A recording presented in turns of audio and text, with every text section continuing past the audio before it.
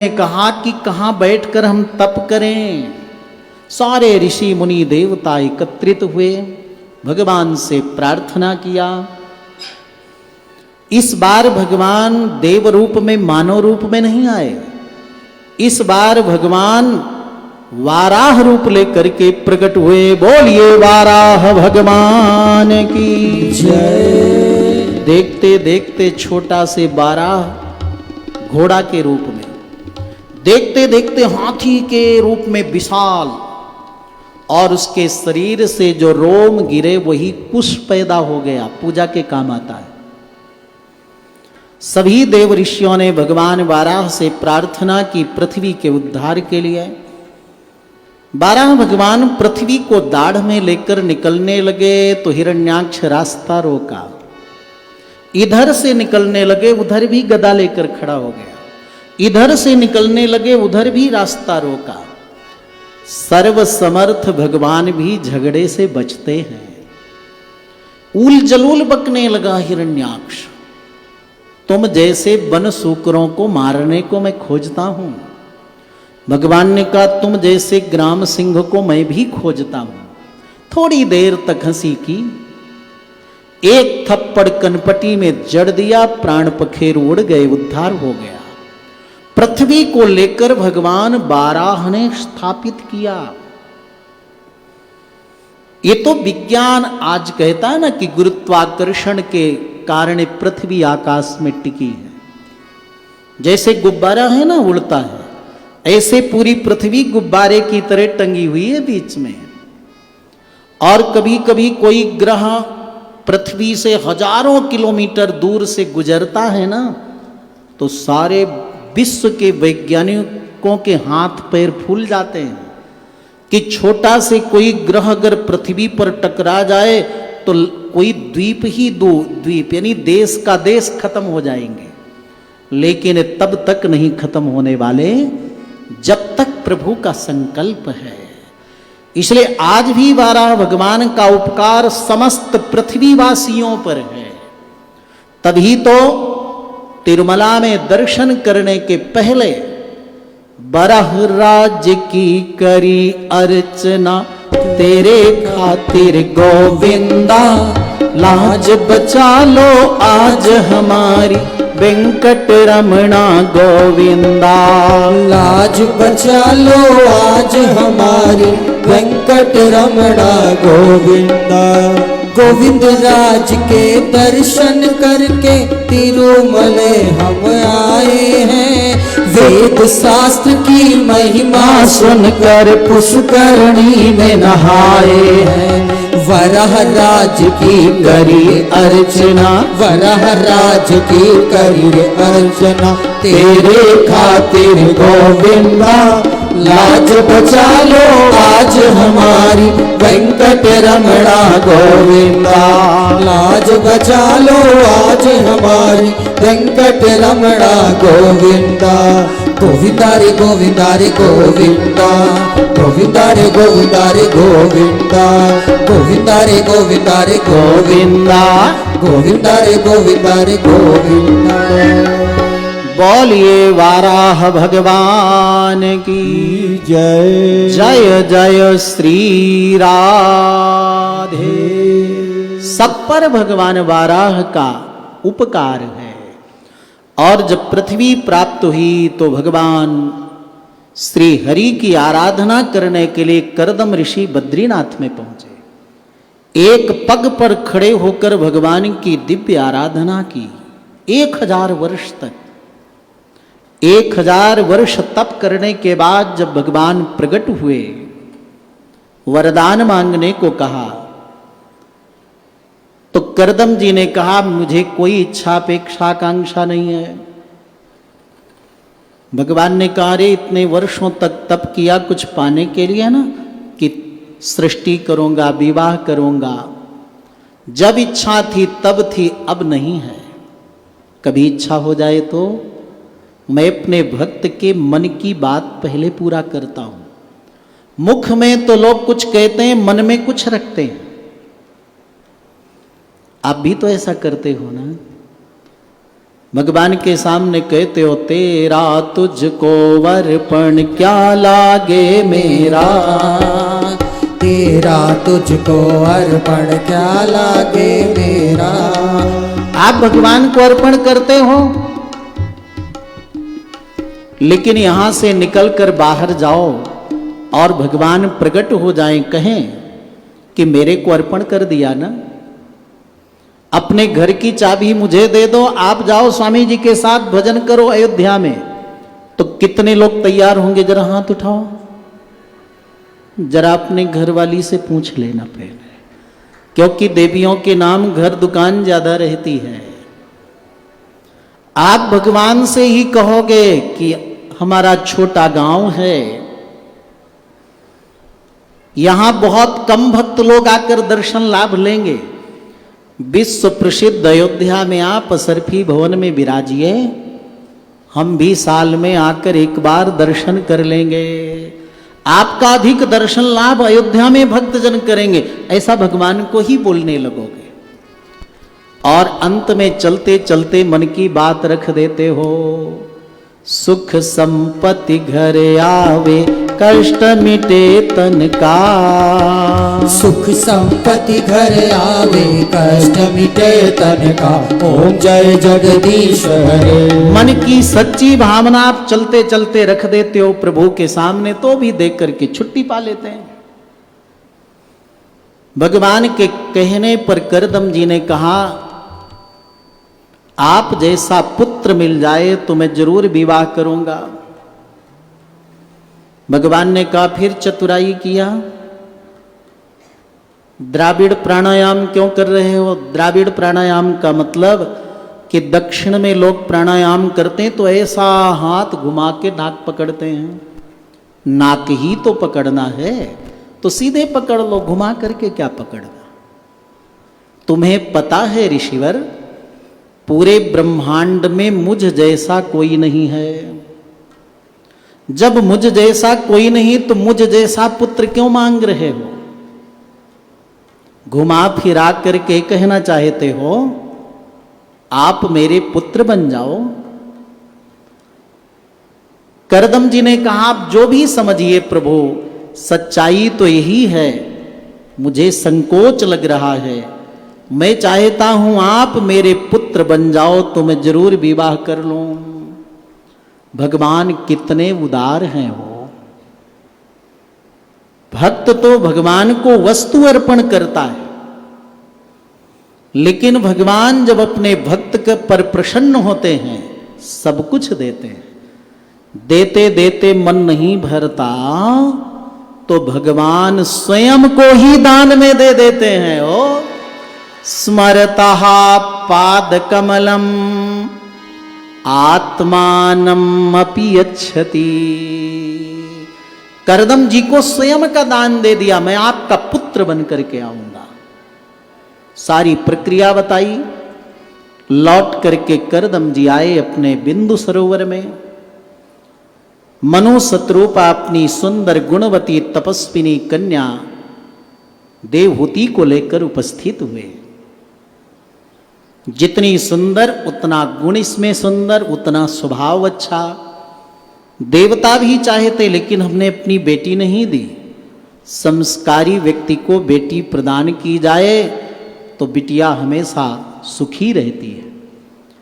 आप परम तपस्वी हैं, ज्ञानी हैं। करदम जी ने कहा ठीक है हम विवाह तो करेंगे एक शर्त पर, एक संतान हो जाएगी तो हम वन में चले जाएंगे तप करने। कोई माँ बाप नहीं चाहता ऐसा, तत्काल तो स्वीकार कर लिया। माँ का जो कर्तव्य है माँ ने किया, बहुत रुदन किया। विदाई के समय देवहूति के पूरे केस भीग गए आंसुओं से। माँ की ममता तो माँ की होती है। आजकल बात अलग है कि कोई रोता नहीं विदाई में, पूरा श्रृंगार करते हैं ना जाकर, क्या बोलते हैं जहां श्रृंगार होता है? अच्छा आप लोग भी करते हैं लगता है, ब्यूटी पार्लर। ठीक कहा। अगर रोएंगे तो पूरा सब किया कराए गड़बड़ हो जाएगा। इसलिए एक जगह विवाह में आशीर्वाद देने गए तो 5-6 देवियां खड़ी रो रही थी। हमने कहा ये कौन है, इस कन्या की विदाई हो रही, उसकी कौन है, माँ है, बहन है, भाभी है, कौन है? तो लोगों ने कहा महाराज ये तो रोने के लिए किराए में लाई गई हैं देवियां, कि पता चले कि विदाई हो रही है। मां का भाव मां का होता है आज भी। पिता का कर्तव्य मनु जी ने दिखाया, बेटिया अपने ससुराल में जो कन्या पति के अनुकूल रहती है, क्रोध करने पर भी कभी क्रोध नहीं करती, जो कन्या अपने समय को बांट कर उपयोग करती है ससुराल में, कुछ समय अपने लिए, पति के लिए, बच्चों के लिए, सास ससुर के लिए समय बांटकर सेवा समर्पण करती है, वो कन्या अपने ससुराल में सदा सम्मान पाती है। पत्नी केवल पत्नी नहीं पति के लिए, बल्कि भोजन कराते समय जो नारी अपने पति के लिए मां का जैसा वात्सल्य रखती है, जैसे मां अपने बच्चे को भोजन कराती है, वैसे वात्सल्य से जो भोजन करावे पत्नी, वो सदा अपने ससुराल में सुखी रहती है। और जो नारी अपने ससुराल में विपत्ति के समय अपने पति के प्रति मंत्री का काम करती है, सखा का काम करती है, धर्म कार्य में धर्म पत्नी का कार्य करती है, वो नारी हमेशा ससुराल में सम्मान पाती है। कण्व ऋषि शकुंतला का विदाई करते हैं तो रो पड़ते हैं, कंठ बंद हो जाता है। कण्व ऋषि कहते हैं एक पालित कन्या की विदाई करने पर मुझे इतना दर्द हो रहा, तो जो माँ बाप अपनी बिटिया का जन्म देते हैं, पालन पोषण करते हैं, वे हृदय के टुकड़े की जब विदाई करते होंगे तो कितना उनको पीड़ा होती होगी। एक कण्व ऋषि अभिज्ञान शाकुंतलम में अनुभव करते हैं। विदाई के बाद आजकल लोग विवाह के बाद पति पत्नी जाते हैं घूमने के लिए कुल्लू मनाली। कहाँ जाते हैं? महाबलेश्वर जाते हैं, एक महाराष्ट्र में, विदेश जाते हैं।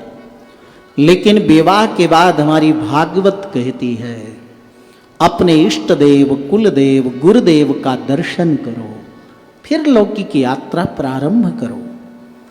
अपने इष्ट देव के ध्यान में बैठे कर्दम ऋषि देवी देवहूति के साथ में 100 वर्ष की समाधि लग गई कर्दम जी की। बड़े संयम से अपने पति के शरीर की सेवा की है। बारिश होती तो छाता रखती, धूप से बचाती, ठंडी में चारों तरफ आग जलाकर शरीर को ताप पहुंचाती, और गर्मी में चारों तरफ अनेक प्रकार के तृण को इकट्ठा करके पर्ण कुटीर बनाकर जल का छिड़काव करती। 100 वर्ष बीतने पर समाधि टूटी, सामने देखा देवी तपस्विनी, दुबली पतली, पूछा परिचय क्या है।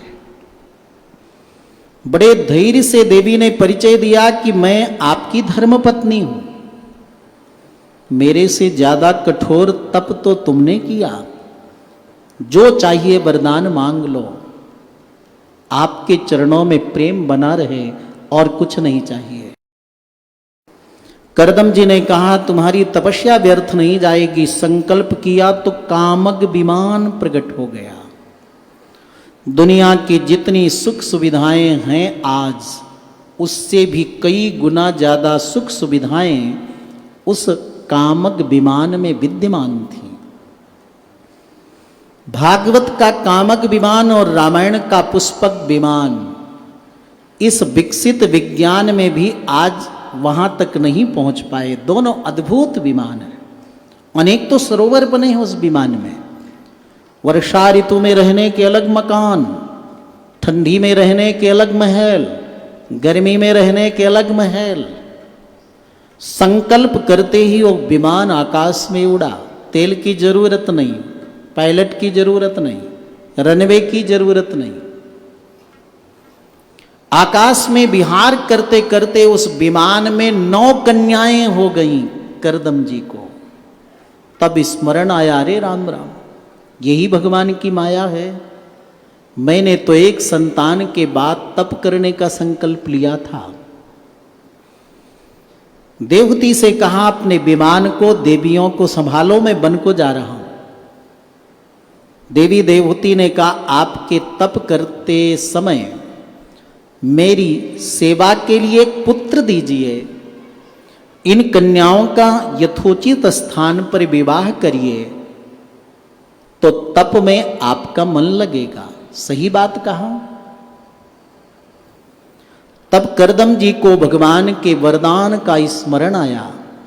माखिदो राजपुत्री थम आत्मानं प्रत्यनिंदिते भगवांस्ते क्षरो गर्भम अदूरात् संप्रपत्स्यसे। देवी देवहूति दुखी मत हो, साक्षात परमात्मा ही तुम्हारे पुत्र के रूप में प्रकट होने वाले हैं। 9 कन्याओं का ऋषियों के साथ विवाह किया और साक्षात परमात्मा देवी देवहूति के उदर में पधारे। बड़े नियम संयम से जीवन जिया। 12वें महीने में सारी धरती प्रभु की स्वागत के लिए तैयार हुई। सारे जगत को सांख्य दर्शन का ज्ञान देने के लिए परमात्मा इस बार कपिल देव के रूप में प्रकट हुए। बोलिए कपिल देव भगवान की जय। बड़े हुए। करदम ऋषि वन में चले गए तप करने। और एक दिन मां देवहूति एक आसन पर बैठा करके भगवान कपिल से हाथ जोड़कर पूछती है, कपिल, मैं तुम्हें पुत्र के रूप में नहीं बल्कि ईश्वर के रूप में देख रही हूं। मेरे कुछ प्रश्न हैं, उसका समाधान चाहिए। पहला प्रश्न तो यह है कि दुनिया में व्यक्ति सुख पाने के लिए कर्म करता है, लेकिन सुख ना मिलकर दुख क्यों मिलता है? दूसरा प्रश्न मेरा यह है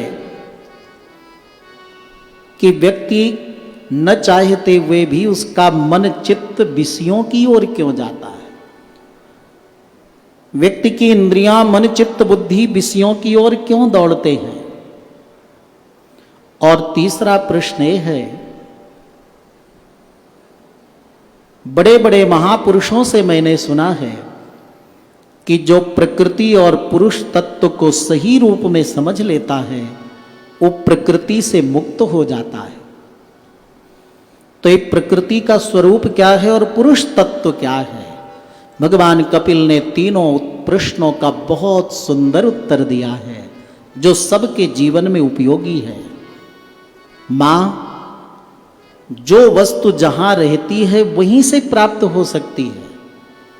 कोई व्यक्ति पोस्ट ऑफिस में जाए और कहे 1 किलो रसमलाई दे दो, नहीं मिलेगा। कोई व्यक्ति सब्जी के दुकान में जाए और कहे हीरे की अंगूठी दे दो, नहीं मिलेगा। कोई व्यक्ति जगत के वस्तु व्यक्ति से सुख चाहे, असंभव है, क्योंकि दुखालयम अशाश्वतम, सारा जगत दुख का खजाना है। मां ने पूछा कि लोग तो कहते हैं दुनिया में बड़े सुख हैं, खाने पीने व्यवहार में। भगवान कपिल ने कहा वो केवल सुखाभास हैं, सुख नहीं है। कैसे? बोले जैसे ऊंट होता है ना, राजस्थान में तो रेगिस्तान का वो जहाज माना जाता है, बबूल की पत्ती चबाता है और उस बबूल के कांटे लगते हैं तो उसके मुख से खून निकलता है, तो सोचता है कि कुछ इसमें मिल रहा है। जैसे श्वान हड्डी चबाता है, उसके मुख से ही खून निकलता है, उसको लगता है कि सूखी हड्डी में रक्त है। जैसे कोई व्यक्ति को खुजली होती है, बहुत खुजली करता है, लेकिन घाव होने पर दवा करना पड़ता है, वैसे व्यक्ति को दुखों में भी सुख का आभास होता है। वो सुख नहीं है मां, सुख आनंद तो केवल मेरे पास है।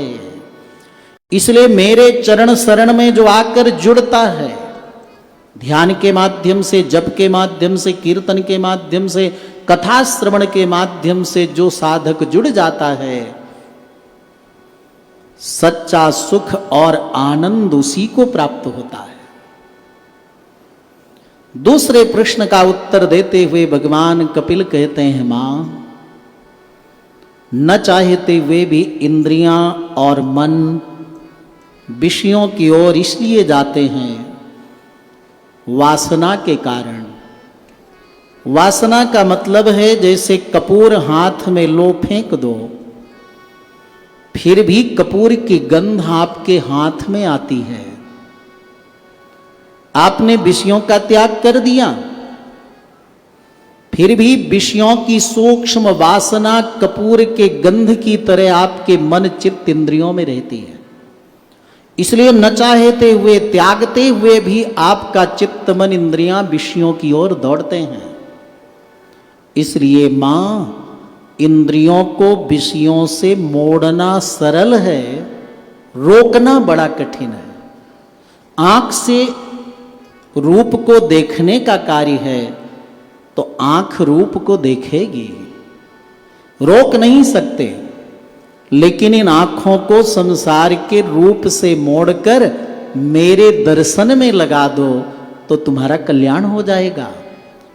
शब्द सुनना कान छोड़ेंगे नहीं, इन कानों को संसार के शब्द और अपनी प्रशंसा से हटाकर मेरे चरित्र कथा श्रवण में लगा दो तो तुम्हारा कल्याण हो जाएगा। इसलिए मन चित्त इंद्रियों को विषयों से मोड़कर मेरे में लगाओ तो तुम्हारा उद्धार हो जाएगा। तीसरा प्रश्न बड़ा कठिन है। प्रकृति पुरुष को समझने के लिए दूर जाने की जरूरत नहीं है, अपने शरीर में हम अनुभव कर सकते हैं। सबका शरीर 24 तत्व से बना है। जरा गिन लो, आपका शरीर कितने 24 तत्व से, रॉ मटेरियल है 24 प्रकार का। 5 महाभूत है, पृथ्वी जल तेज वायु आकाश। 5 कर्मेंद्रियां हैं, हाथ पैर आदि 10, और 5 ज्ञानेंद्रिय हैं, चक्षु श्रोत्र त्वग आदि 15, और 5 तन्मात्राएं हैं, शब्द रूप रस गंध स्पर्श। कितने हो गए? 24। कितने हुए? 20 हुए क्या? अरे आपको गणित अच्छी आती है। 20 हुए ना? और 4 और जोड़ दो, मन बुद्धि चित्त अहंकार। कितने हो गए? 24 तत्व से बना हुआ सबका शरीर है। इसी शरीर को जड़ कहते हैं, प्रकृति कहते हैं, इसी को अनित्य कहते हैं। इसके अंदर बैठा हुआ जो 25वां तत्व है उसको जीव कहते हैं मां, उसी को पुरुष तत्व कहते हैं। भले नारी शरीर है, लेकिन उस नारी शरीर के अंदर जो बैठी हुई चेतना है वो पुरुष तत्ववाच्य है, जीव कहते हैं उसको। वही चेतन है, शरीर जड़ है। कितना दिव्य उसका स्वरूप है मां, सबके अंदर। कितना महान है वो छोटा से आत्मा, कि जब तक वो शरीर के अंदर रहता है तो इंद्रियां काम करती हैं। आंख देखती, कान सुनता, जीभ बोलती है। और अगर वो छोटा से जीवात्मा शरीर से निकल जाए तो इस शरीर कोई काम का नहीं। क्या कहते हैं इसको फिर? बोलो। मिट्टी कहते हैं। वो मिट्टी तो फिर भी काम आती है, ये बिल्कुल काम नहीं आता। ऐसा भगवान का अंश जीवात्मा इस शरीर के अंदर है, उसी को पुरुष तत्व, आत्मा तत्व, जीवात्मा कहते हैं। जब तक वो शरीर में रहता है तो पानी पियो तो भी शरीर के अंदर खून बनता है, और उस जीवात्मा के निकलते ही इस शरीर का खून भी पानी बन जाता है। उस जीव के रहते इस शरीर में करोड़ों जीव पलते हैं और उसके जाते ही वो खत्म हो जाते हैं। तस्य भाषा सर्वमिदं विभाति। वो है अंदर, इसलिए हमें सब कुछ दिखता है। उसके जाने के बाद आंख भी है, कान भी है, लेकिन कुछ समझ में नहीं आता कितना महान है वो। ऐसे आत्म तत्व को ही देख लेना, अनुभव कर लेना, निर्णय कर लेना, यही मानव जीवन का उद्देश्य है। मां ने आंख बंद किया और कहा मुझे 25वां तत्व तो हृदय में नहीं दिख रहा कपिल। भगवान कपिल ने कहा 25वां तत्व ऐसे नहीं दिखता आत्मा, फिर कैसे दिखेगा? भगवान कपिल ने कहा आत्म तत्व को देखने के लिए अष्टांग योग करना पड़ता है। अष्टांग योग क्या है? यम, नियम, आसन, प्राणायाम, प्रत्याहार, धारणा, ध्यान और समाधि को अष्टांग योग कहते हैं। मां, यम क्या है? यम नियम भी कई प्रकार के हैं। यम माने अपरिग्रह, अपरिग्रह माने संग्रह न करना, सत्य बोलना, ब्रह्मचर्य का पालन करना, नित्यानित्य का विवेक होना, ये 5 प्रकार का यम है। ऐसे 5 प्रकार के नियम हैं। और जब यम करोगे तो नियम सिद्ध होगा, नियम सिद्ध करोगे आसन सिद्ध होगा, आसन सिद्ध होगा तो प्राणायाम सिद्ध होगा, और प्राणायाम सिद्ध होते ही प्रत्याहार सिद्ध होगा। प्रत्याहार का मतलब आपका मन और इंद्रियां अपने मन से नहीं जाएंगे, जहां आप कहोगे वहीं रहेंगे, इसी का नाम प्रत्याहार है। और जब आपका प्रत्याहार सिद्ध हो जाएगा तो धारणा सिद्ध हो जाएगी, जहां चाहोगे वहीं आपका मन रहेगा। और जब धारणा सिद्ध हो जाएगी तो समाधि लग जाएगी।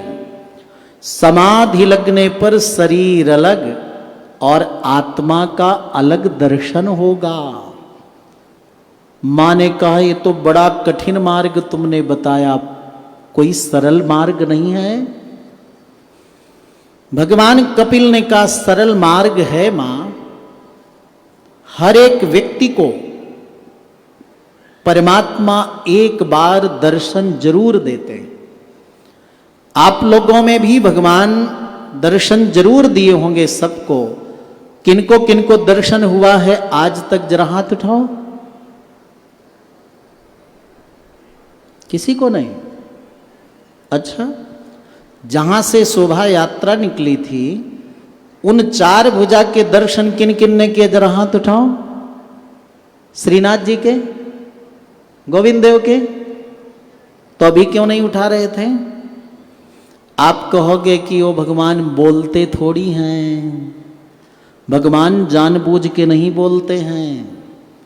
वे जानते हैं कि भक्त अपने घर में मंदिर में सुबह पूजा करने आवे और भगवान बाल गोपाल के रूप में बोल दें, रांदड़ जी कैसे हैं, काबरा जी कैसे हैं, सारडा जी कैसे हैं, तो आप तो डर जाओगे और कहोगे हमारे घर में प्रेत प्रकट हो गया, अंदर से वो आवाज आ रही है। इसलिए ठाकुर जी बोलते नहीं कलयुग में।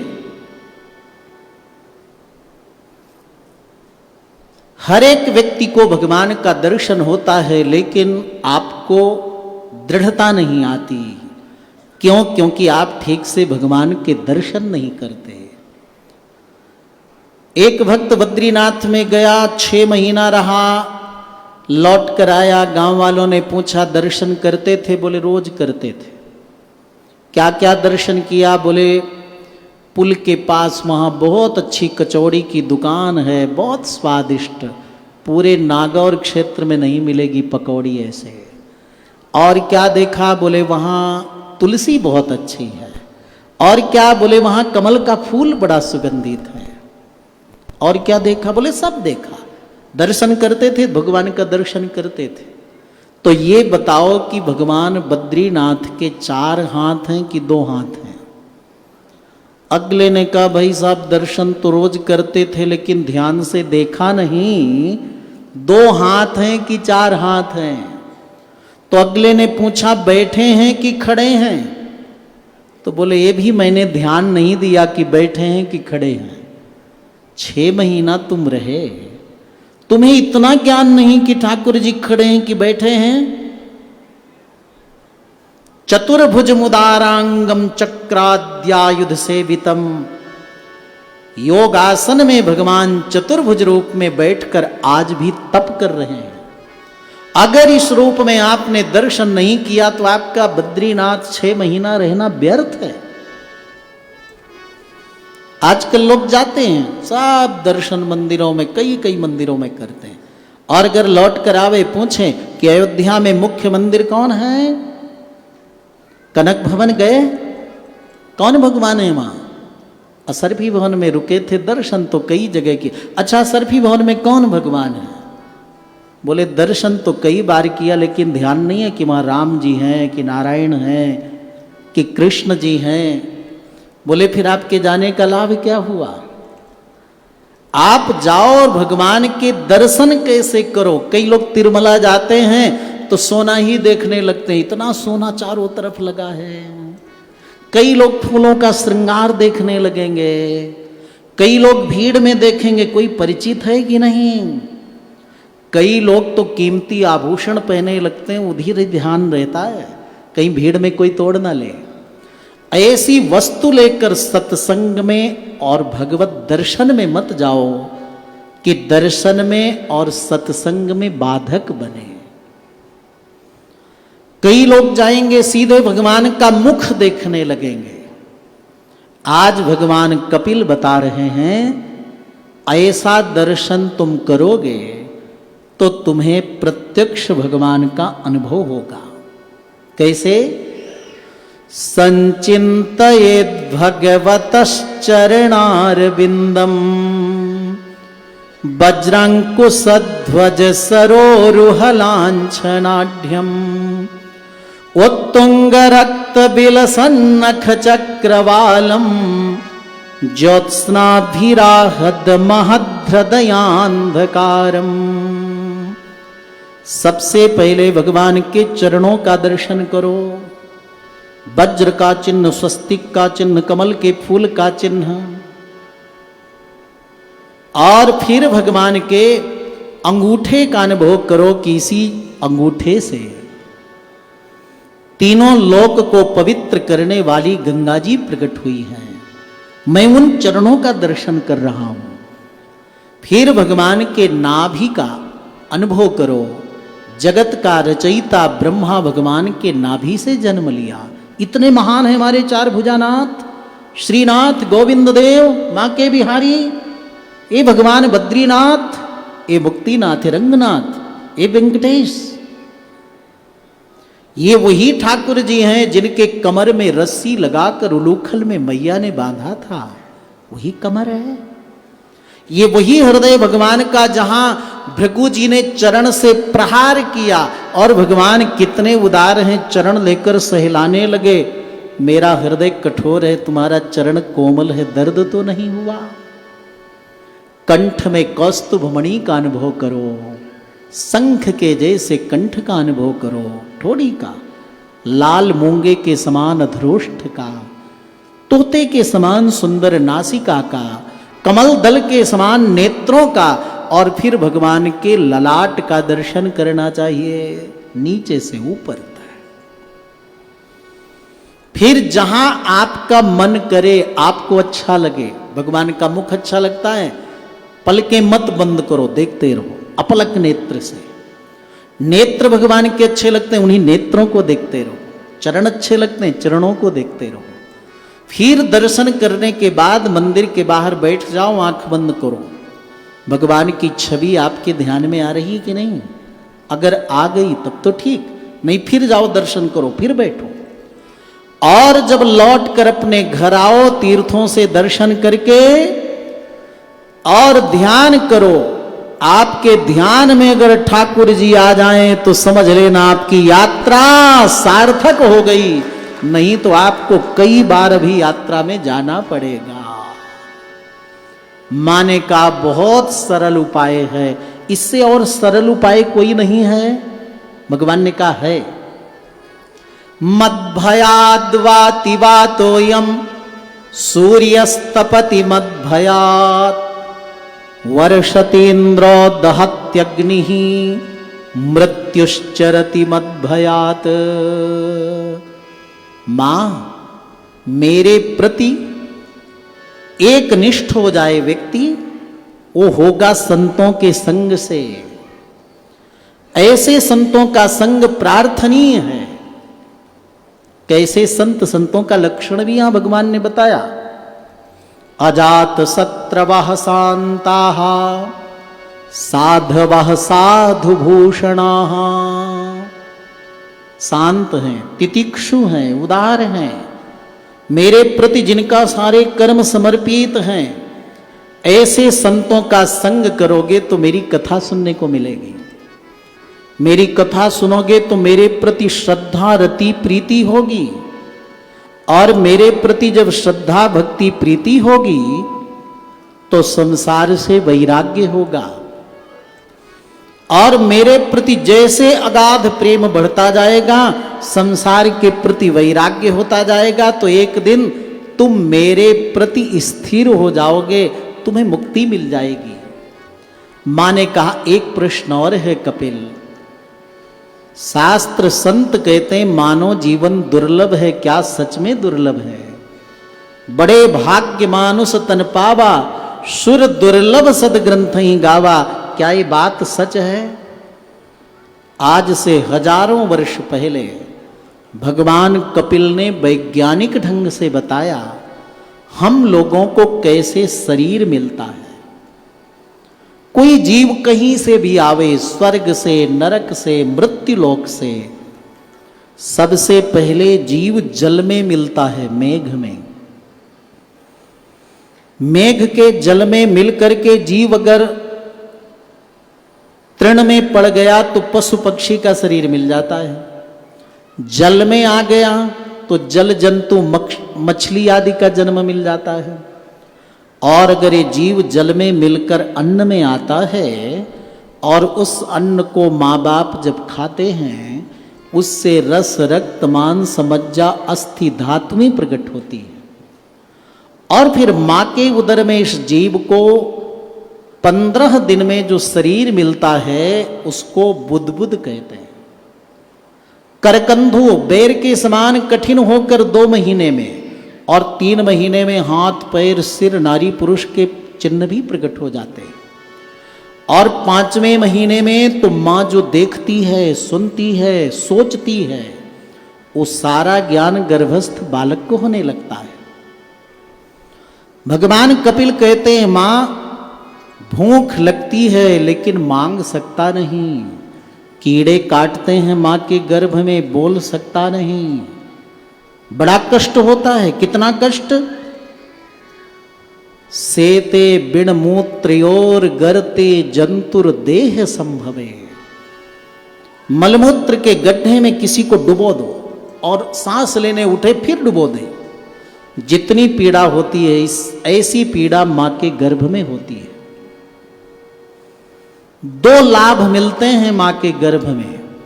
एक तो भगवान का दर्शन मिलता है, और दूसरा 100 पूर्व जन्म का ज्ञान रहता है कि मैं क्या था और क्या किया था। मां के गर्भ में सभी लोग भगवान से प्रार्थना किए हैं, सोहम वसन्नपि विभो बहु दुःखवासम गर्भन्न निर्जिगमिषे बहिरंधकूपे यत्रोपयातमुपसर्पति देव माया मिथ्यामतिर्यदनुसंसृति चक्र में तत्। एक बार प्रभु इस कष्ट से निकाल दो।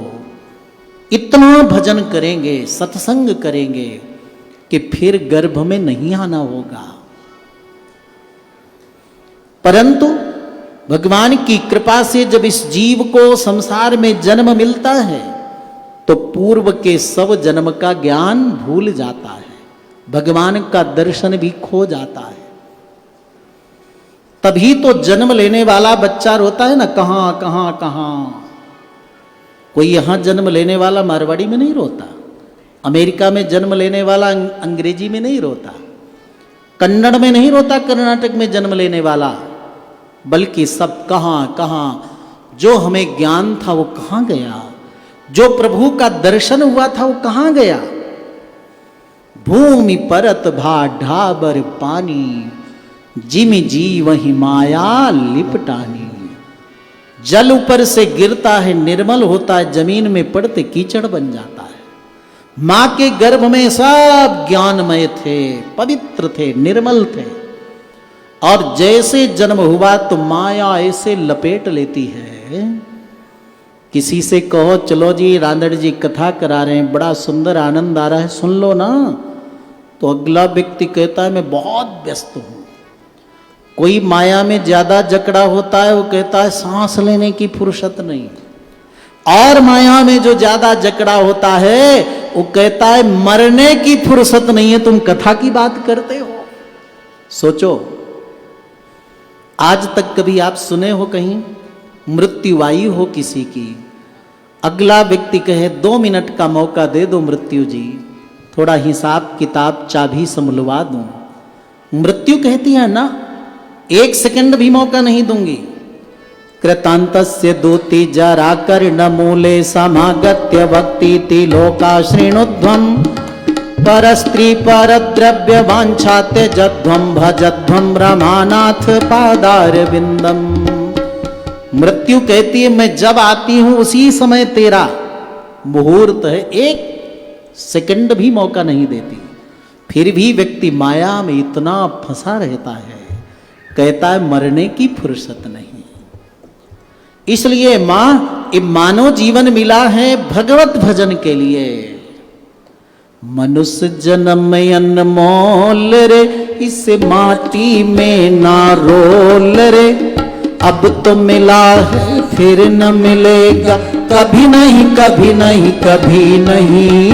मनुष्य जन्म अनमोल रे, इस माटी में ना रोल रे, अब तो मिला है फिर न मिलेगा, कभी नहीं कभी नहीं कभी नहीं। तू सत्संग में जाया कर, तू सत्संग में जाया कर, गीत प्रभु के गाया कर, गीत प्रभु के गाया कर। रोज सवेरे उठकर बंदे प्रभु का ध्यान लगाया कर, रोज सवेरे उठकर बंदे प्रभु का ध्यान लगाया कर।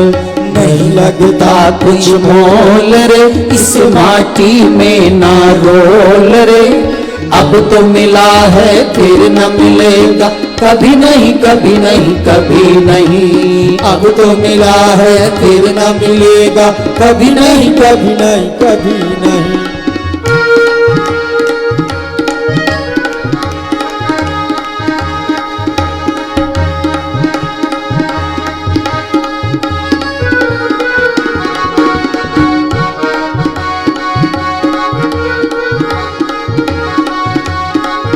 हरि बोल।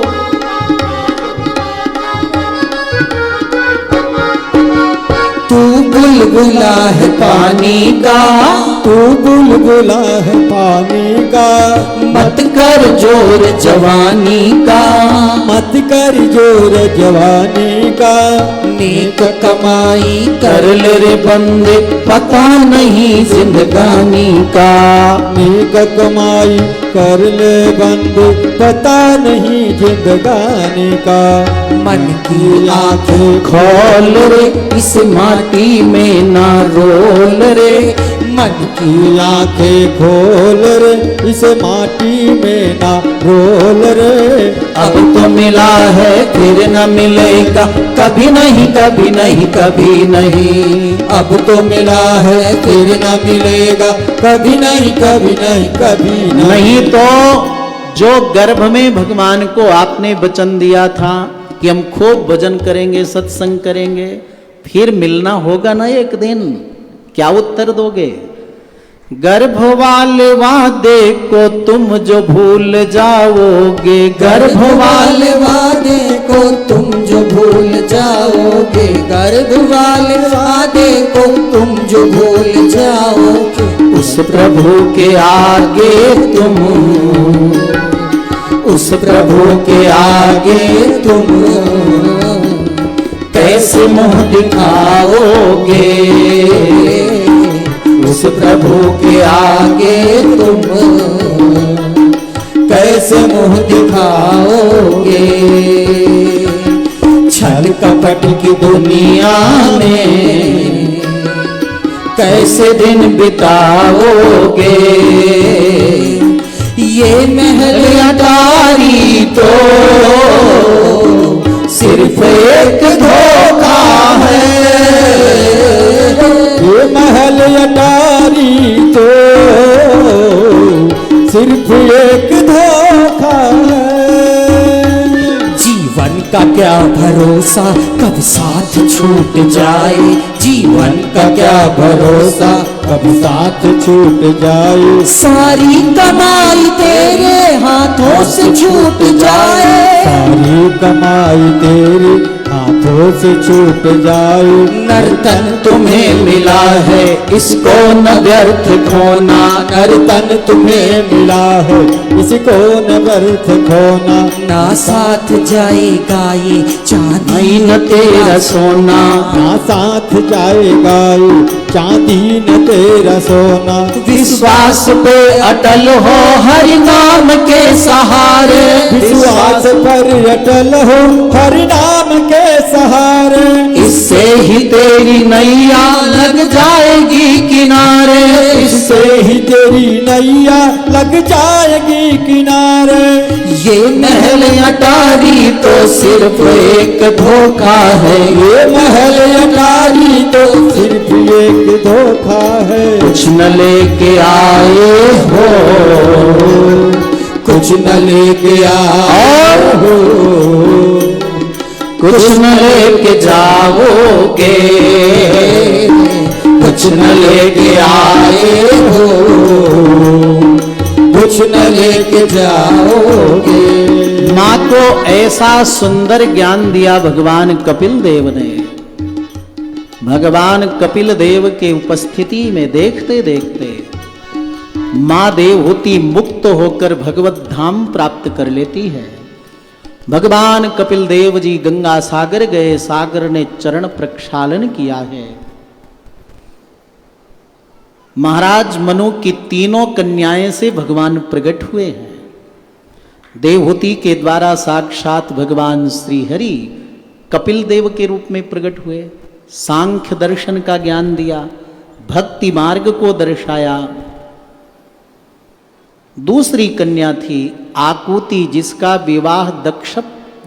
विवाह रुचि प्रजापति के साथ हुआ पुत्रिका धर्म से, और साक्षात भगवान नारायण यज्ञ के रूप में और लक्ष्मी जी दक्षिणा के रूप में प्रकट हुए। दोनों का विवाह भी हुआ। और तीसरी कन्या प्रसूति का विवाह दक्ष प्रजापति के साथ में हुआ।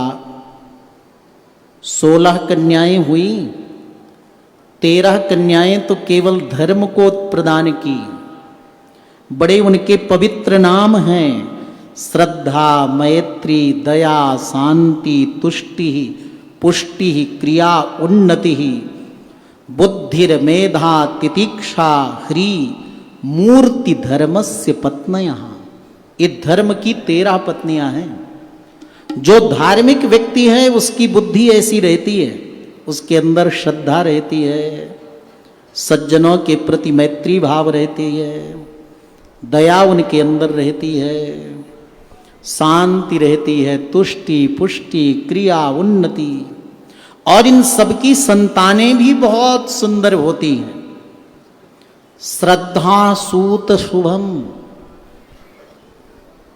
आप यदि धर्मनिष्ठ हैं तो आपकी बुद्धि श्रद्धा में होगी, और जब श्रद्धा में बुद्धि होगी तो आपके अंदर एक पुत्र होगा श्रद्धा से, उसका नाम क्या है? शुभ। आपका शुभ ही शुभ होगा।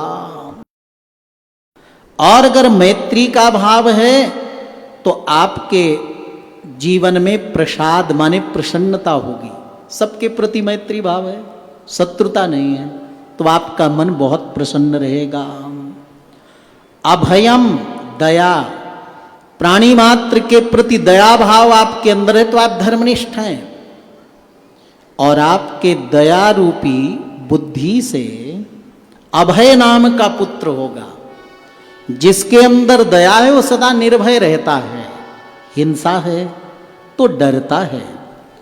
ऐसे सभी, और शांति सुखम, शांति नाम की कन्या से सुख का जन्म होता है। और मूर्ति पत्नी से धर्म को साक्षात भगवान नर नारायण पुत्र रूप में प्राप्त होते हैं। बोलिए बद्री नारायण भगवान की जय। बद्रीनाथ में जाओ तो अलकनंदा के उस पार जहां भगवान का मंदिर है वो नारायण पर्वत है, और इस पार नर पर्वत है। आज भी ऐसे साधु महात्मा हैं जो नारायण पर्वत में भजन तप करते हैं, लेकिन अपनी दैनिक क्रिया नर पर्वत में आकर करते हैं, स्नान आदि। नारायण पर्वत में दैनिक क्रिया नहीं करते। साक्षात भगवान श्री नारायण और नर आज भी वहां तप कर रहे हैं। भागवत प्रमाण है। मृदु तीव्रम तपो दीर्घम ते पाते लोक भावनऊ। लोक कल्याण के लिए आज भी नर नारायण के रूप में भगवान बद्रीनाथ में तप कर रहे हैं।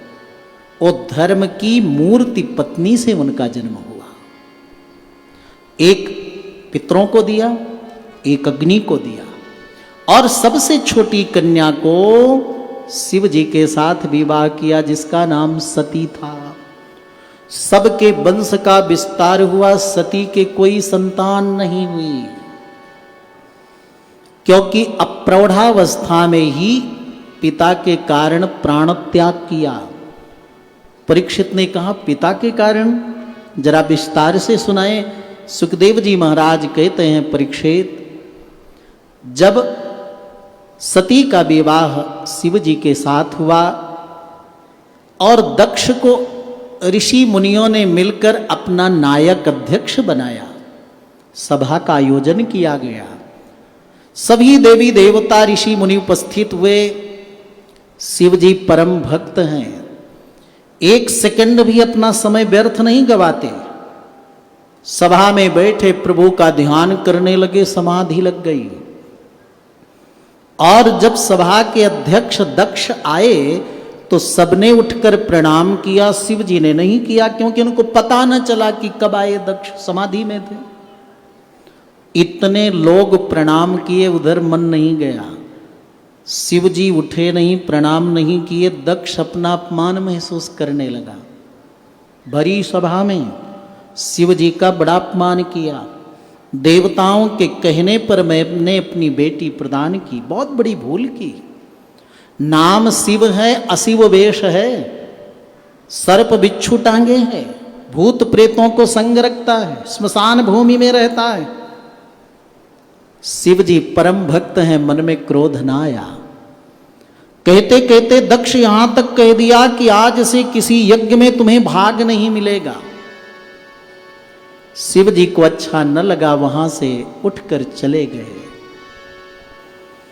इतना बड़ा अपमान ससुर जी ने किया, लेकिन शिव जी ने अपनी पत्नी सती से कुछ चर्चा नहीं की। आप लोग भी ससुराल जाओ और कभी सम्मान ज्यादा न मिले, अपमान भी मिल जाए तो पत्नी को मत बताओ, नहीं तो अनायास झगड़ा होगा। शिव जी मौन रहे, लेकिन दक्ष प्रजापति न माना। हरिद्वार में गंगा के तट में कनखल में बृहस्पति सब नाम का यज्ञ प्रारंभ किया। सभी देवी देवताओं को बुलाया, लेकिन शिव जी को निमंत्रण नहीं दिया, अपमान करने के लिए। जाते देवी देवताओं को यज्ञ में सती जी को पता चला। शिव जी से निवेदन की, शिव जी ने मना किया कि निमंत्रण नहीं आया, कैसे जाएं? सती जी ने कहा यज्ञ में, कथा में, गुरु गृह में बिना निमंत्रण भी जाना चाहिए। शिव जी ने कहा जाने पर अगर झगड़ा हो जाए तो नहीं जाना चाहिए।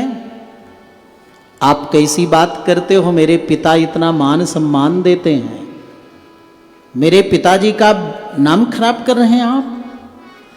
तब पूर्व घटित घटना शिव जी ने आज बताया। फिर भी सती जी अपने पिता दक्ष का पक्ष लेकर बोली, गलती आपकी है, मेरे पिता की नहीं है। सबने प्रणाम किया तो आपने क्यों प्रणाम नहीं किया? समाधि लग गई थी ना। सती जी ने कहा समाधि के लिए गुफा है, सभा में तो एक दूसरे के विचारों को आदान प्रदान किया जाता है। शिव जी ने कहा वो ठीक है देवी, लेकिन मैं तुम्हें अंतिम बात बता रहा हूं।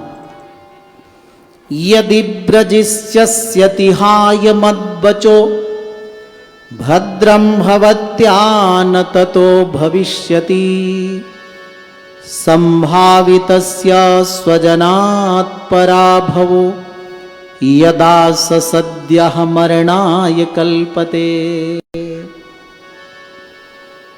अपरिचित व्यक्ति से अपमान हो जाए तो व्यक्ति सहन कर लेगा, लेकिन परिचित व्यक्ति और जहां से आशा हो कि मेरा बड़ा सम्मान होगा, वहां अपनों से अगर व्यक्ति का अपमान हो जाए तो सहन नहीं होता। तुम तो बड़ी अपेक्षा लेकर जा रही हो और वहां मेरा अपमान तुम सहन नहीं कर पाओगी, जाना उचित नहीं, यहीं रहो।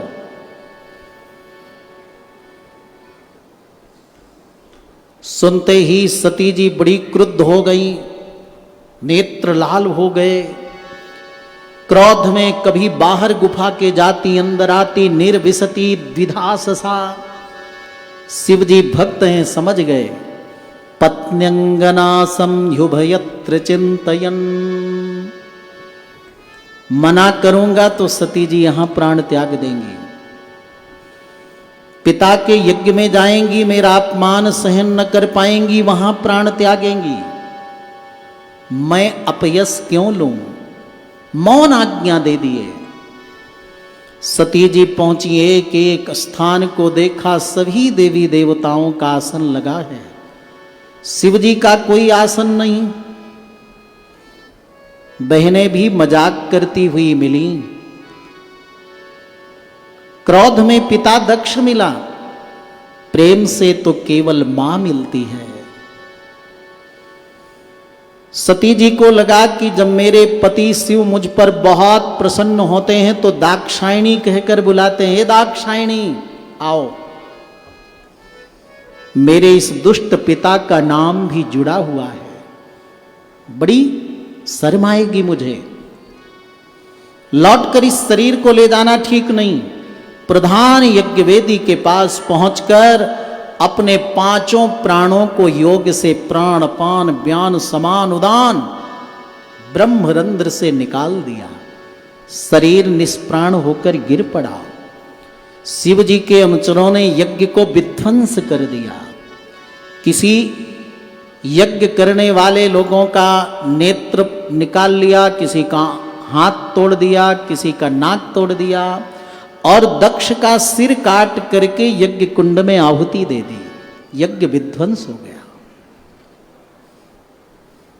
भगवान अपना अपमान सह लेते हैं, अपने भक्त का अपमान नहीं सहते। जो अपराध भक्त कर करई राम रोष पावक सम जरई। असह्यापचार होता है। आप अपने इष्ट देव का खूब आराधना उपासना करो, लेकिन किसी की निंदा मत करो। यज्ञ का संकल्प लो, पूरा न हो तो भी दोष लगे। सभी ऋषि मुनि शिव जी के पास गए, अनुनय विनय किए। शिव जी आए, यज्ञ पुनः विधि विधान से प्रारंभ हुआ। बकरा का सिर काट कर दक्ष को जोड़ दिया तो जी गया। कैसा विज्ञान है भागवत का। आज सब प्रत्यारोपित होते हैं, किडनी भी, लीवर भी, हार्ट भी, नेत्र भी, लेकिन कोई मरा व्यक्ति हो, सिर कटा हुआ और दूसरे का सिर काट करके जोड़ दे, जीवित हो जाए, आज इतना विज्ञान विकसित नहीं हो पाया।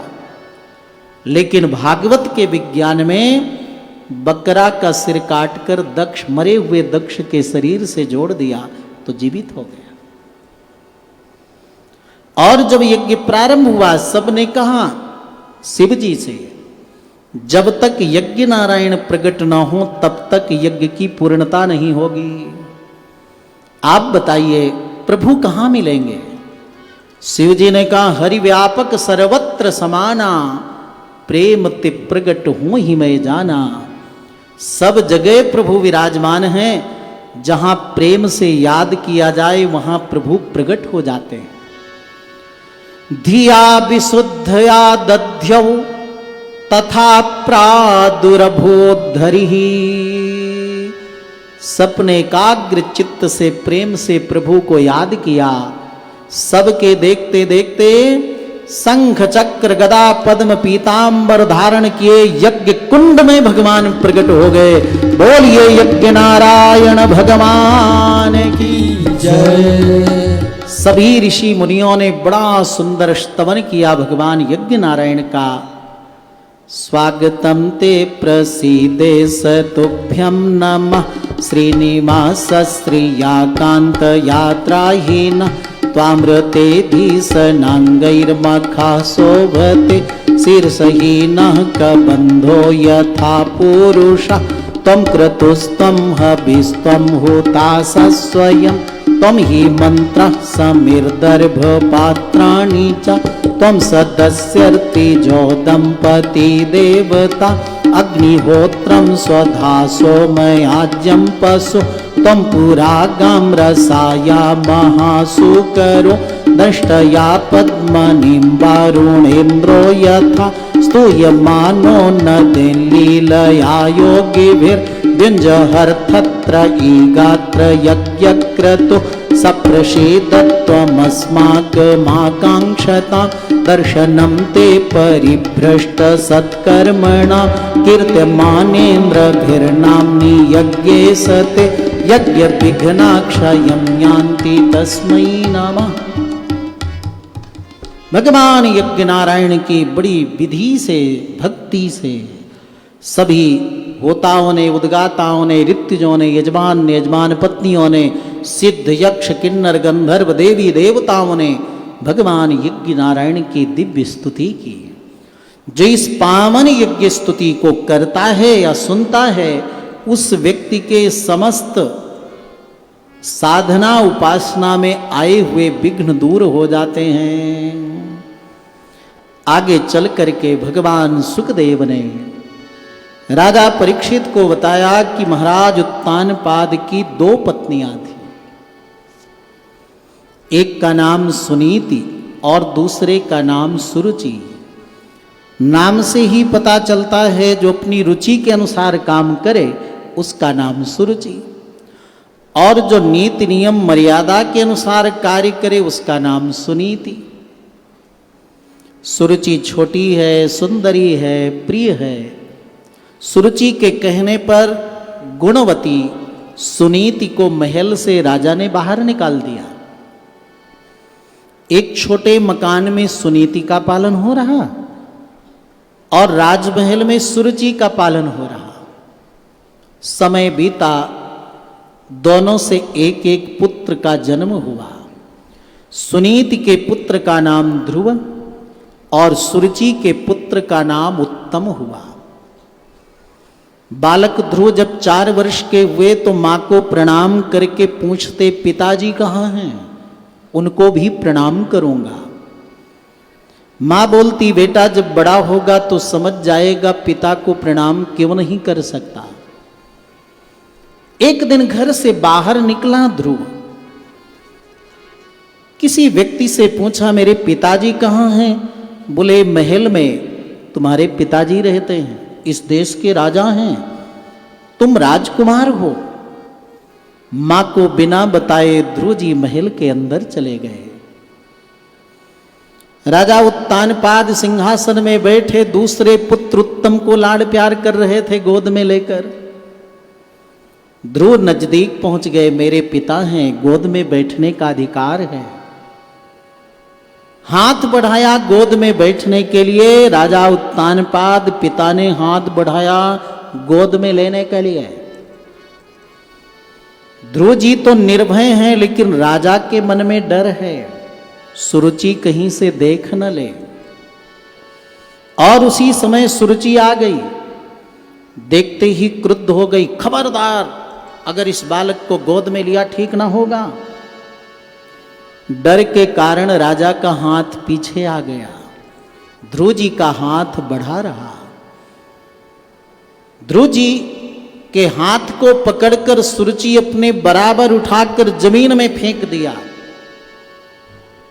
तू अभागिनी मां से जन्म पाया है, अभागा है, पिता की गोद में बैठने का अधिकार नहीं है। अगर पिता की गोद में बैठना है तो मैं तुझे उपाय बताती हूं। तपसाराध्य पुरुषम तस्यैवानुग्रहेण में गर्भे तुम साधयात्मानं यदीच्छसि नृपासनम। तपस्या कर, सैकड़ों वर्ष तपस्या करने पर भगवान प्रसन्न हो तो उनसे वरदान मांगना, मेरे कोख से जन्म हो, तभी तू भाग्यशाली बनेगा, पिता की गोद में बैठने का अधिकारी बनेगा। ध्रुव जी गिरने से दर्द नहीं अनुभव किए जितना सुरुचि के वचनों से उनको पीड़ा हुई। अधीर होकर रोने लगे, लंबे लंबे आंसू बहाते अधीर होकर मां के पास आए। मां सुनीति का आंचल भीग गया, लेकिन ध्रुव के आंसू बंद नहीं हुए। फिर भी मां सुनीति कितना सुंदर उपदेश देती है ध्रुव को। मां मंगलम तात परेषु मंस्था भुंक्ते जनो यत् पर दुःखदस्तत। बेटा, अपने ही कर्मों का फल अपने को दुख रूप में मिलता है। अपने दुख का कारण कोई दूसरा नहीं होता। इसलिए जो तुम्हें दुख मिला है, मुझे दुख मिला है, इसका कारण अपनी उस विमाता सौतेली मां सुरुचि को मत मानना। तेरे को जो मां सुरुचि ने कहा है बिल्कुल ठीक कहा है। मैं अभागिनी हूं, महल में मुझे निवास नहीं, जिसका पति ही त्याग दिया हो कौन उसको अपनाएगा। परंतु बेटा, दुनिया में कभी कभी व्यक्ति के जीवन में ऐसी परिस्थिति आ जाती है, विपत्ति आती है तो चारों तरफ से दरवाजा बंद करके आती है। जमीन बिक जाए, मकान बिक जाए, व्यापार खत्म हो जाए, अपने स्वजन बंधुजन भी उसको छोड़ दें, व्यक्ति के शरीर में असाध्य रोग हो जाए और दीनहीन किंचन दुखी रोगी व्यक्ति किसी के दरवाजे में भोजन मांगने जाए तो अगला व्यक्ति उसकी दुर्वस्था देखकर दरवाजा बंद कर ले, हटाने पर ना हटे तो धक्का मार कर उसको अपमानित कर भगा दे। ऐसे दीनहीन किंचन निर्धन दुखी व्यक्ति को भी दुनिया में कोई अपनाता है तो दीन बंधु दया सिंधु कृपा सिंधु प्रभु अपनाते हैं। बेटा, तू भी उनकी शरण में जा। आराधयाधोक्षज पाद पद्मम यदीच्छसे ध्यासनमुत्तमो यथा नान्यम ततः पद्म पलास लोचनात् दुःखच्छिदं ते मृगयामि कंचन।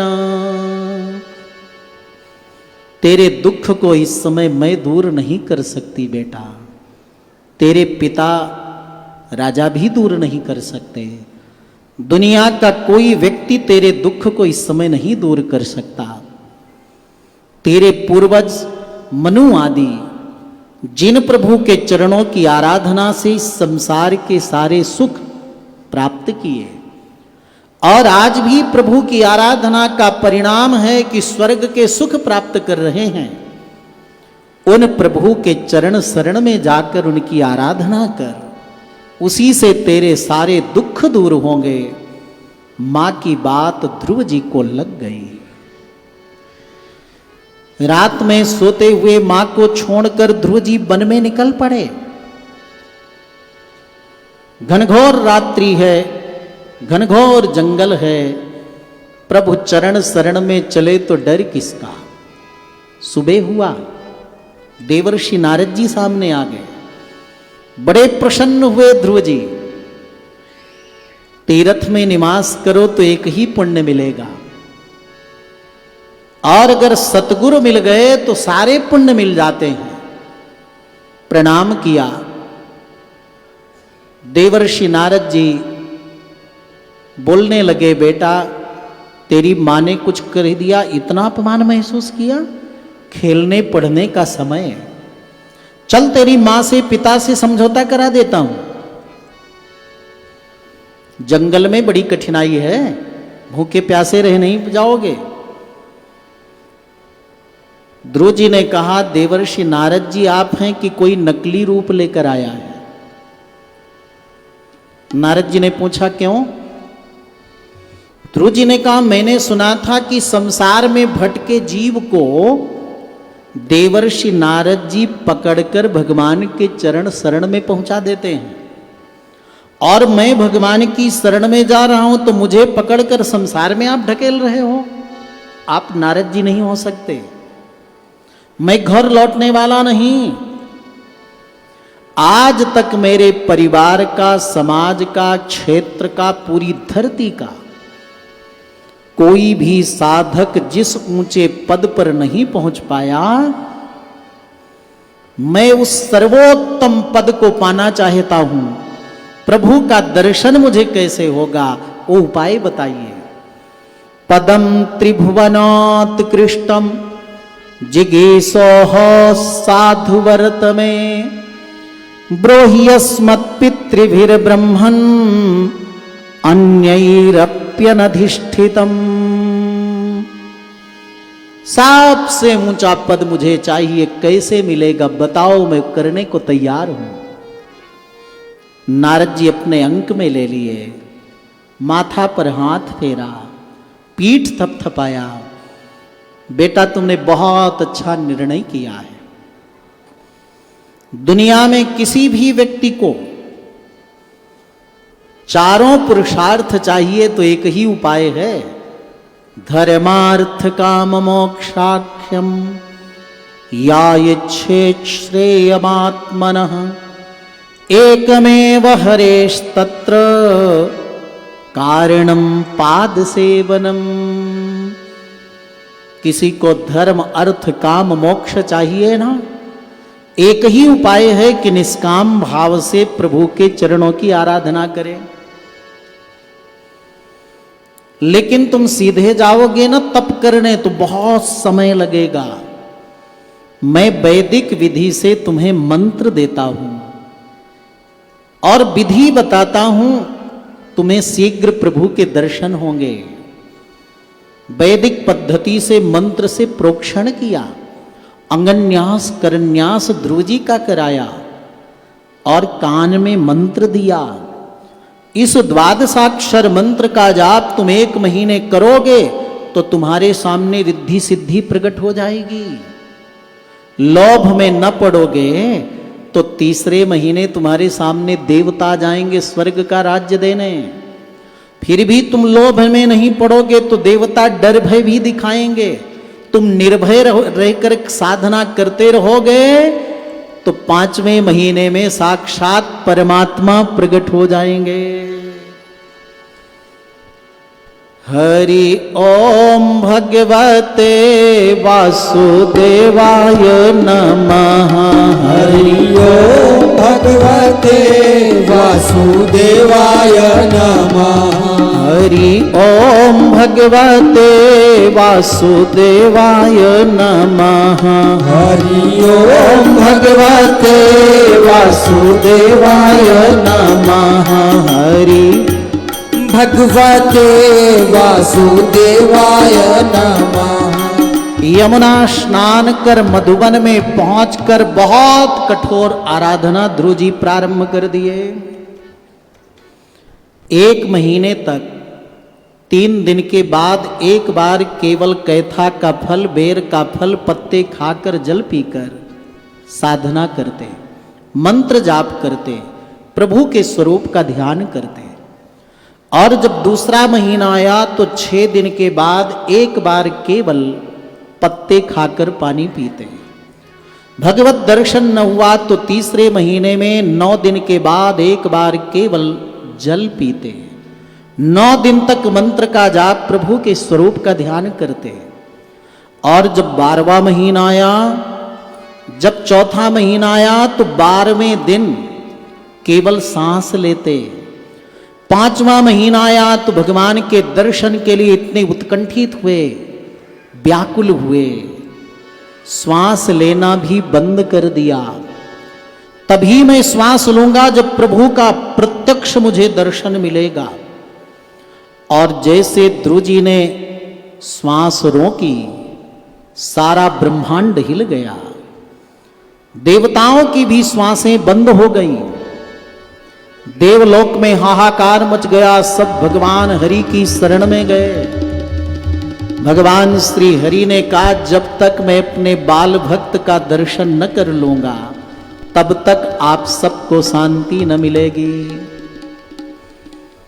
क्या कहा भगवान ने? नहीं कहा कि मैं भक्त को दर्शन दे दूं। जब तक मैं भक्त का दर्शन न कर लूंगा तब तक शांति न मिलेगी। सहस्र शीर्षापि ततो गरुत्मता मधुर बनम भृत्य दिदृक्षया गतः। भगवान गरुण पर विराजमान होकर मधुबन में भक्त ध्रुव के दर्शन करने के लिए आए। सामने भगवान प्रकट हुए। ध्रुव जी अपने हृदय में प्रभु का अनुभव कर रहे, दर्शन कर रहे। विलंब देखकर भगवान ने अंदर की छवि हटाई। जो अंदर प्रभु वही बाहर। ध्रुव जी चरणों में लोट पोट गए, अपलक नेत्रों से दर्शन करने लगे। सुंदर प्रभु की छवि देखकर स्तुति करना चाहा। ओंठ फड़फड़ा रहे हैं, लेकिन पाठशाला में गए न थे, शब्द का बोध न था, स्तुति नहीं कर पाए। सर्वज्ञ प्रभु समझ गए। ज्ञान रूपी शंख को कपोल में स्पर्श कराया, सरस्वती प्रकट हो गई और ध्रुव जी ने बड़ी सुंदर स्तुति की।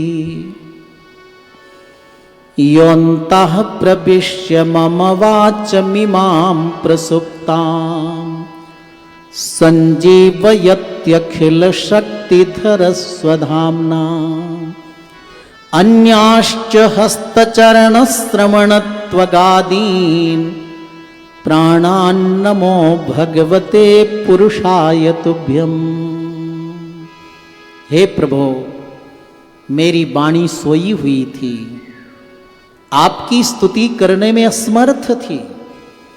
आपकी कृपा से मेरी वाणी मुखरित हो गई, स्तुति करने लगी। ऐसे ही आपकी कृपा से हम देखते हैं, आपके अनुग्रह से सुनते हैं, आपकी कृपा से हमारी सारी इंद्रियां चलती हैं, आपकी कृपा से हमारे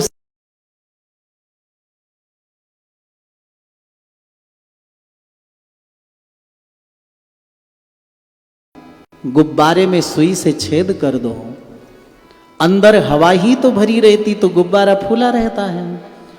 एक सुई से छेद कर दो, हवा निकल जाए, गुब्बारे का अस्तित्व खत्म। लेकिन हे सर्व समर्थ प्रभु, ये मानव शरीर रूपी गुब्बारे में शरीरे चा नवच्छिद्रम व्याधिग्रस्तम कलेवरम, शरीर रूपी गुब्बारे में 9 छिद्र होते हुए भी वायु रूपी प्राण टिके हैं आपकी कृपा से। ऐसे प्राणनाथ प्रभु, मैं आपके चरणों में बारंबार प्रणाम करता हूं। जैसे कल्प वृक्ष के नीचे बैठ करके कोई धान की भूसी की याचना करे, वैसे आपकी उपासना करके कोई नश्वर पदार्थों की याचना करता है, तो उससे बड़ा भाग्यहीन दुनिया में कोई नहीं है।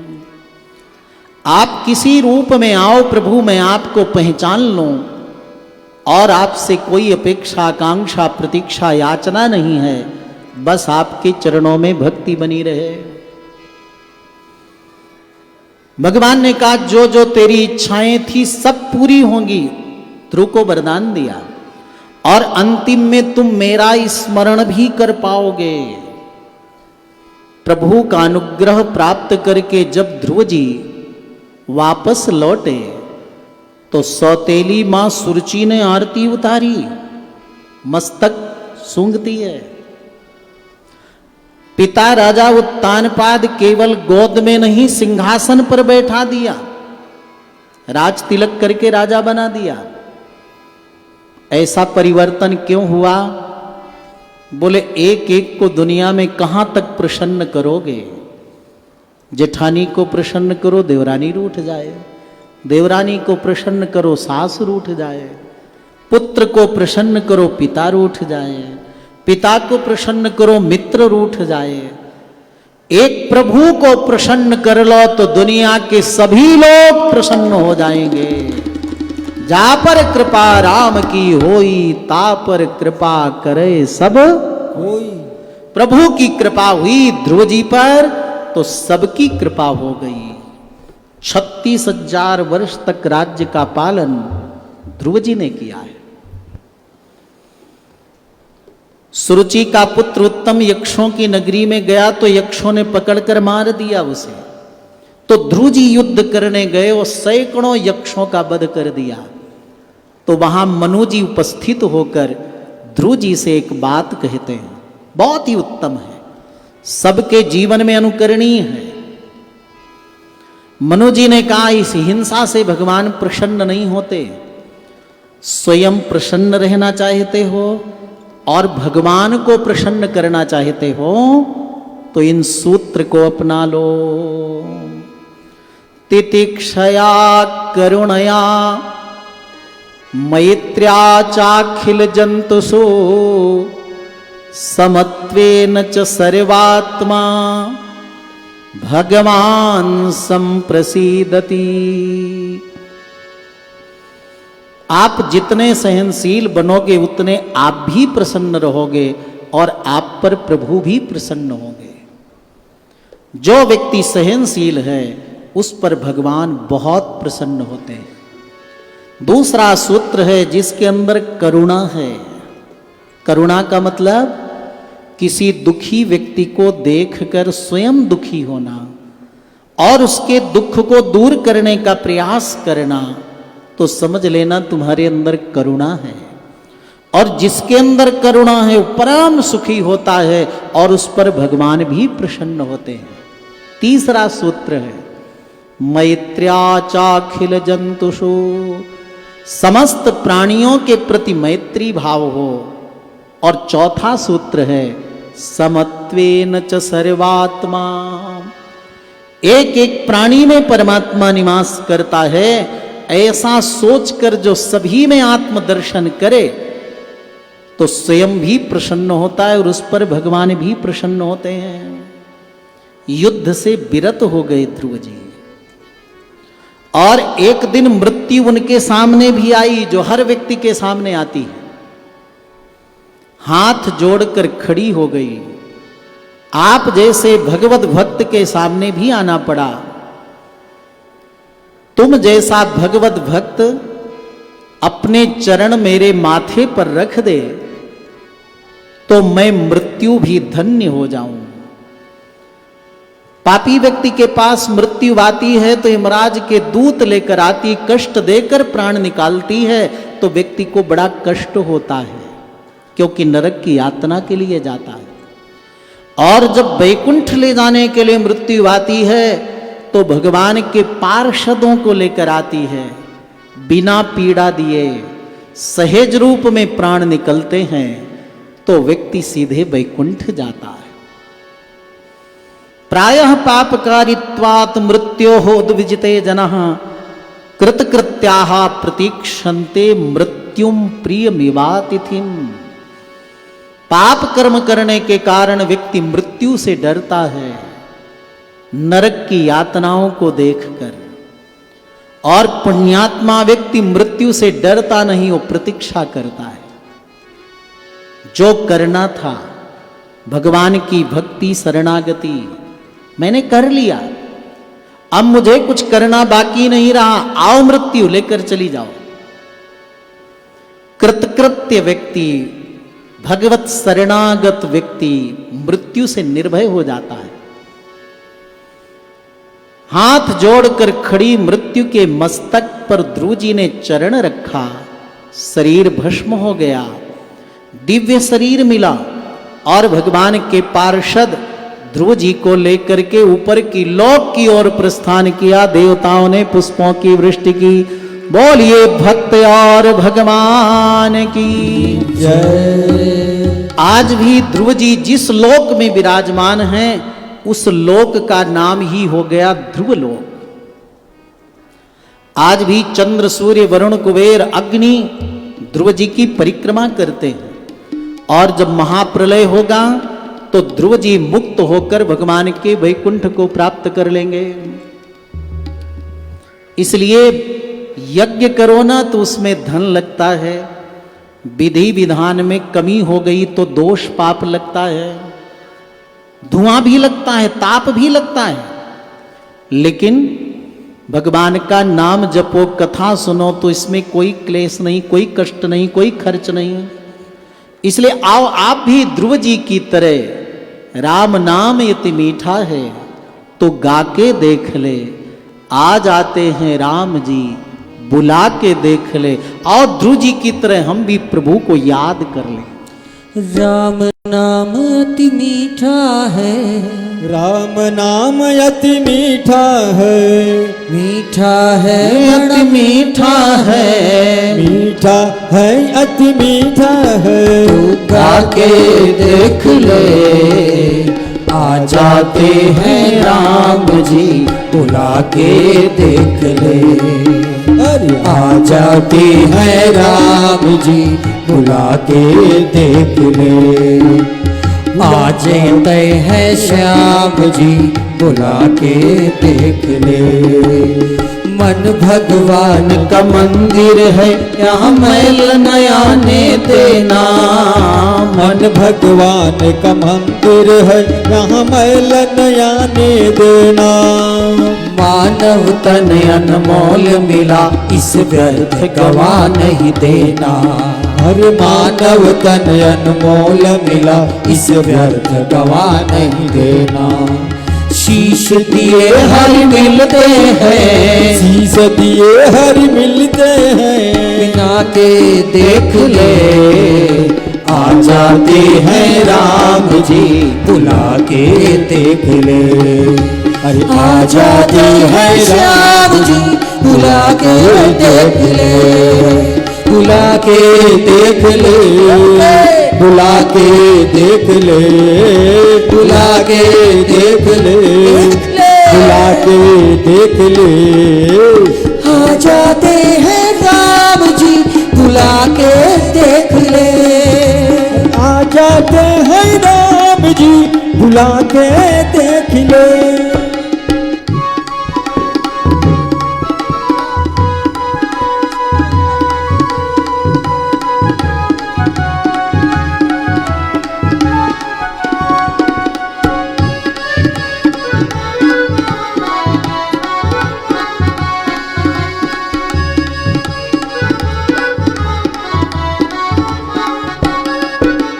मन में है अभिमान भरा भगवान कहाँ से आए। मन में है अभिमान भरा भगवान कहाँ से आए।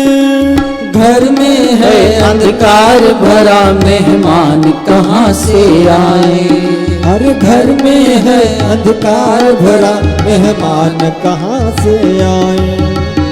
राम नाम की ज्योति मन में, राम नाम की ज्योति मन में जला के देख ले, आ जाते हैं राम जी, बुला के देख ले। अरे आ जाते हैं राम जी, बुला के देख ले।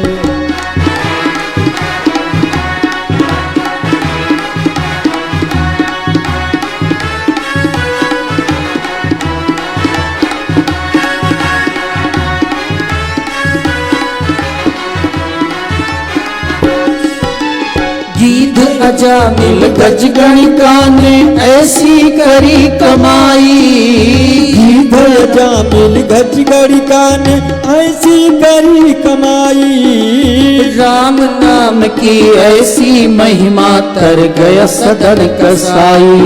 अरे राम नाम की ऐसी महिमा तर गया सदन कसाई। पत्थर से हरि प्रगटे हैं, पत्थर से हरि प्रगटे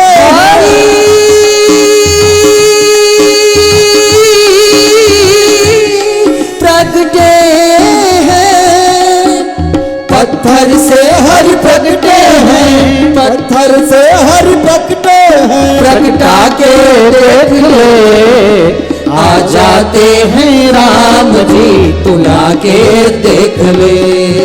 अरे आ जाते हैं राम जी, बुला के देख ले। कृष्ण गोविंद गोविंद गोपाला, कृष्ण गोविंद गोविंद गोपाला, कृष्ण गोविंद गोविंद गोपाला, कृष्ण गोविंद गोविंद गोपाला। बोलिए भागवत भगवान की जय, सच्चिदानंद भगवान की जय, आज के आनंद की जय। जय जय श्री राधे। भागवत के 7 दिन की कथा में प्रारंभ के 3 दिन की कथा ज्ञान प्राप्त करने वाली कथा है। चौथे दिन से तो उत्सव ज्यादा होने लगते हैं, इसलिए 3 दिन की प्रमुख कथा प्रारंभ की होती है, जिससे आपको ज्ञान प्राप्त होता है। 3 दिन में कल और 1 दिन बचा, इसलिए आप सभी 3 दिन की ज्ञानप्रद कथा का लाभ कर लेंगे। आइए प्रेम से, श्रद्धा भाव भक्ति से भागवत भगवान की हम लोग आरती करें और श्रद्धा सुमन अर्पण करें। आरती कुंज बिहारी की, श्री गिरधर कृष्ण मुरारी की। आरती कुंज बिहारी की, श्री गिरधर कृष्ण मुरारी की। गले में वैजंती माला, बजाए मुरली मधुर बाला। श्रवण में कुंडल झलकाला। श्री आनंद कंद वृंदावन चंद्र, मोहन ब्रिज चंद्र, राधिका रमण बिहारी की, श्री गिरधर कृष्ण मुरारी की। आरती कुंज बिहारी की, श्री गिरधर कृष्ण मुरारी की। गगन सम अंग कांति काली, राधिका चमक रही आली। लतन में ठाढ़े बनमाली, भ्रमर सी अलक कस्तूरी तिलक, चंद्र सी झलक, ललित छवि श्यामा प्यारी की, श्री गिरधर कृष्ण मुरारी की। आरती कुंज बिहारी की, श्री गिरधर कृष्ण मुरारी की। शीश पे मोर मुकुट बिलसे, देवता दर्शन को तरसे, गगन से सुमन राशि बरसे। बजे मूर्छंग मधुर मृदंग, ग्वालिनी संग, अतुल रवि गोप कुमारी की, श्री गिरधर कृष्ण मुरारी की। आरती कुंज बिहारी की, श्री गिरधर कृष्ण मुरारी की। जहाँ से प्रकट भई गंगा, कलुष कलहारण श्री गंगा, स्मरण से हो तमो भंगा। बसे शिव जी जटा के हरे अगटी, चरण जब श्री मधुमारी की, श्री गिरधर कृष्ण मुरारी की। आरती कुंज बिहारी की श्री गिरधर कृष्ण मुरारी की चमकती उज्जवल तट रेणु बाज रहे वृंदावन बेणु चहो दिश गोपी ग्वाल धेनु हसत मृदुमन श्यामी चंद कटक भव घन भक्त को पिता कुमारी की श्री गिरधर कृष्ण मुरारी की आरती कुंज विहारी की श्री गिरधर कृष्ण मुरारी की श्री गिरधर कृष्ण मुरारी की श्री गिरधर कृष्ण मुरारी की आरार्तिक्यं समर्पयामि हरि ओम ओम जज्ञेन जज्ञमायन्त देवास्तानि धर्माणि प्रथमान्ना सन्नातेहनागं महिमाना सचन्द तत्र पूर्वे साध्याः सन्त देवाः हरि ओम विश्वक्सेनाय विद्महे वेत्रहस्ताय धीमहि तन्नो सेने सा प्रचोदयात्।